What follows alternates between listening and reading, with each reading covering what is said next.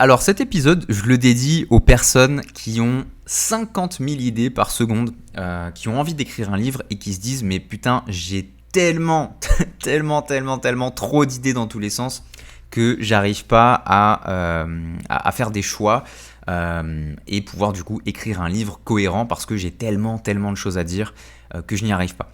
Alors on va commencer avec une règle assez simple. Il faut savoir que quand on écrit un livre, il y a deux types d'auteurs. Tu as les auteurs débutants et tu as les auteurs expérimentés.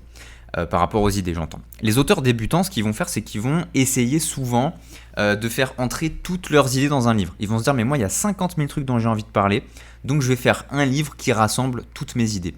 Et donc, ça fait un projet qui est super impressionnant, et surtout qui est super intimidant, plutôt. Et du coup, la plupart des gens vont juste pas écrire leur livre et ça fait des livres soit qui sont pas très bons parce qu'ils sont complètement décousus, soit ça fait des livres qui n'existent pas tout simplement parce que la personne elle abandonne.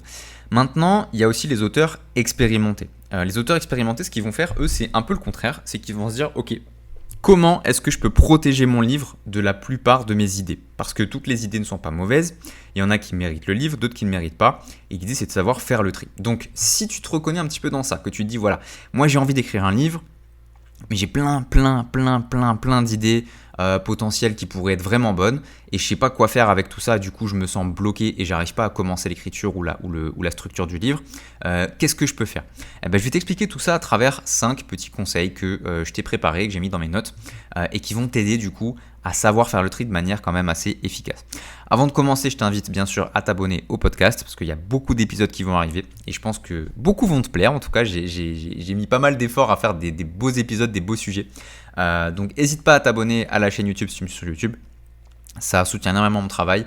Et bien sûr, sur la plateforme de podcast aussi, sur laquelle tu m'écoutes, à t'abonner aussi. Bref, premier conseil, si tu as trop d'idées par rapport à ton livre, l'idée c'est de laisser de côté les idées tout simplement et de commencer par la promesse. J'en parle assez souvent, c'est un des 3 piliers fondamentaux d'un bon livre. Tu dois choisir la promesse du livre avant de t'intéresser aux idées qu'il y aura dans ton livre. Ok ? Donc la question c'est pas ok, quelles sont mes meilleures idées pour mon livre, mais en gros c'est de te dire quelle est la promesse principale en fait de mon livre. Ok ? Parce que une fois que tu sais quelle est la promesse, tu as déjà un filtre naturel pour tes idées, ok ? Dans le sens où si tu écris un livre sur, je sais pas, la comptabilité, bon alors c'est pas le sujet le plus sexy que j'ai trouvé clairement, mais admettons que tu veux écrire un livre sur la comptabilité, tu peux avoir une super idée sur, je sais pas, comment dessiner des personnages de manga. Tu vas te dire, l'idée elle est incroyable, mais par rapport à la promesse de mon livre, la promesse c'est savoir gérer sa comptabilité, du coup c'est une excellente idée, mais c'est pas une bonne idée pour la promesse de mon livre, donc c'est pas une bonne idée pour mon livre, ok ?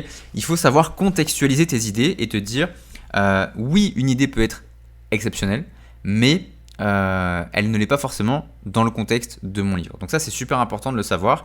Choisir la promesse du livre avant les idées. Deuxième point, c'est de créer un cimetière d'idées. Ou alors, on va dire un parking d'idées. Je vais m'expliquer.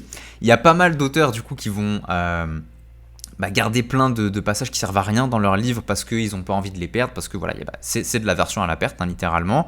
Et moi, mon petit conseil, c'est de, pourquoi pas, ouvrir une note. Il y a plein d'applications pour ça, Google Notes, Evernote, Notion, ce que tu veux, peu importe, le truc que tu préfères utiliser.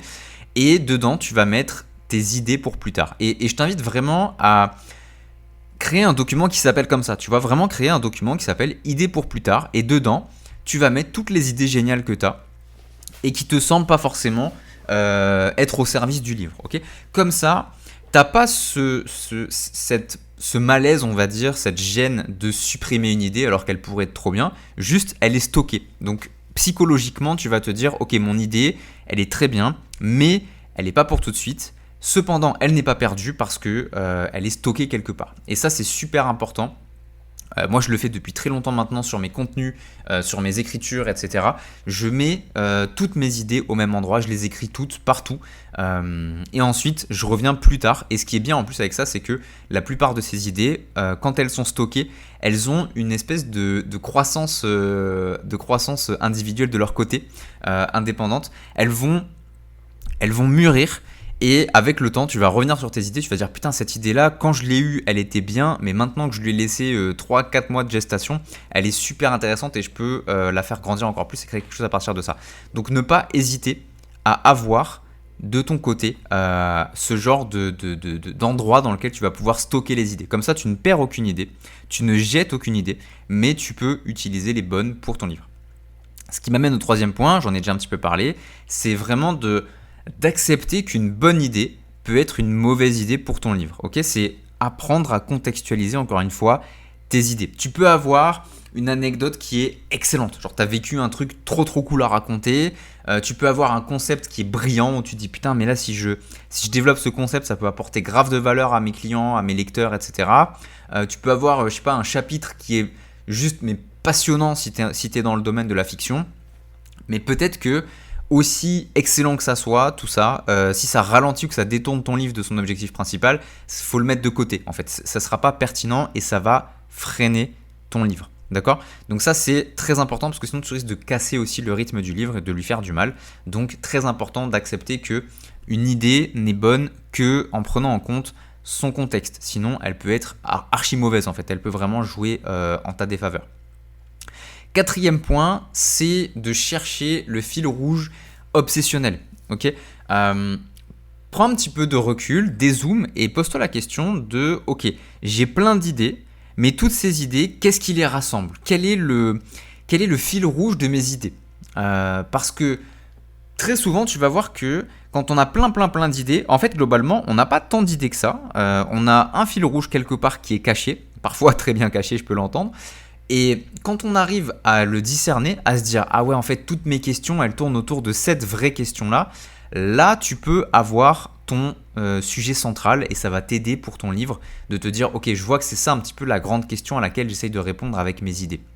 Parce que souvent c'est ça en fait, les idées qu'on a c'est des pistes pour résoudre un problème en particulier, c'est des pistes pour répondre à une question philosophique etc. Ça dépend le style de ton livre, mais c'est vraiment de comprendre que un grand livre, pour moi, il va donner l'impression d'avoir été écrit autour d'une obsession. Pas seulement une collection d'idées que tu as eues et tu t'es dit, tiens, je vais faire un genre de micmac avec toutes mes idées au même endroit. C'est pas ça. Il faut vraiment qu'il y ait ce que j'appelle le fil rouge obsessionnel, en fait. C'est littéralement, quel est le truc qui obsède l'auteur et dont il parle tout le temps.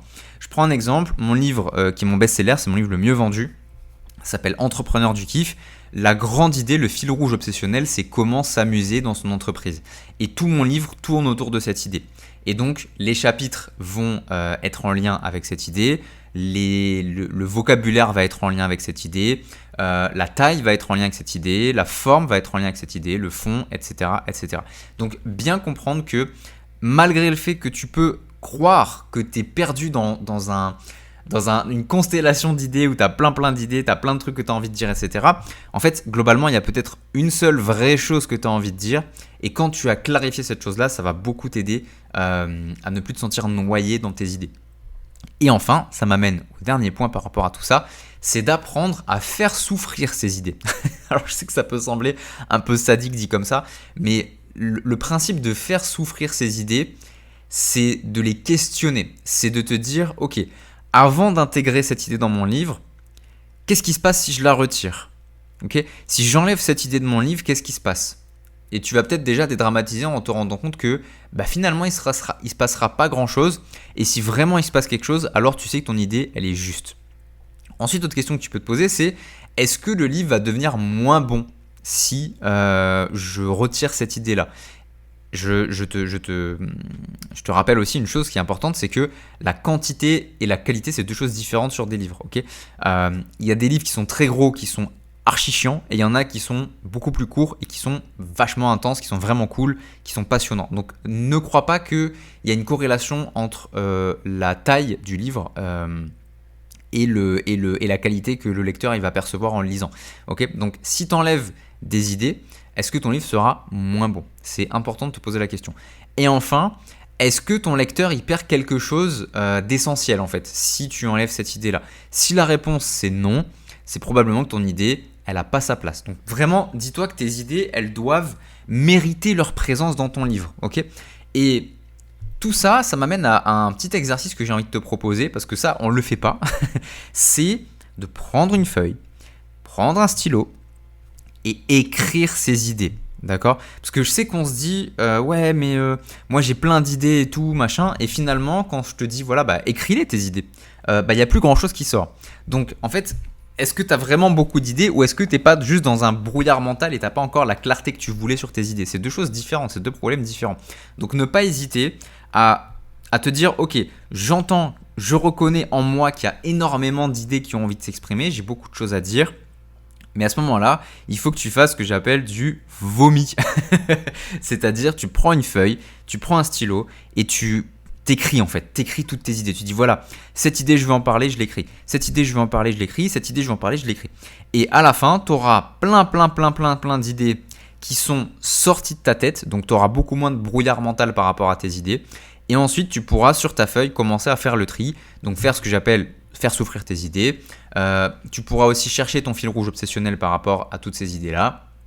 Accepter que certaines de ces idées vont pas être des bonnes idées dans le contexte de ton livre.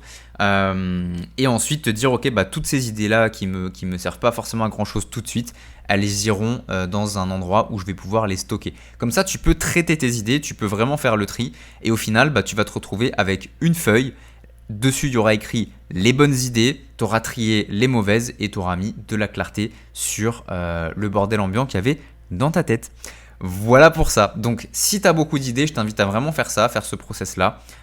Écris tout sur une feuille et ensuite passe par les points que je t'ai donnés. Donc, fais souffrir les idées, trouve le fil rouge obsessionnel, accepte que les mauvaises idées existent dans tes bonnes idées par rapport à ton livre, crée ton petit cimetière d'idées avec une application, Notion ou quoi, et choisis aussi la promesse de ton livre avant même de chercher les idées. Voilà pour ça. Je t'invite à réfléchir à tout ça. N'hésite pas à me poser tes questions en commentaire si tu en as. Je répondrai à tout le monde, il n'y a aucun souci. Pense également à t'abonner à la chaîne YouTube si tu me suis sur YouTube, au podcast si tu me suis sur le podcast, à tout ça en même temps si tu me suis sur tout ça en même temps. Ce serait absolument génial. Et moi, je te retrouve très très vite dans un prochain épisode. Salut à toi.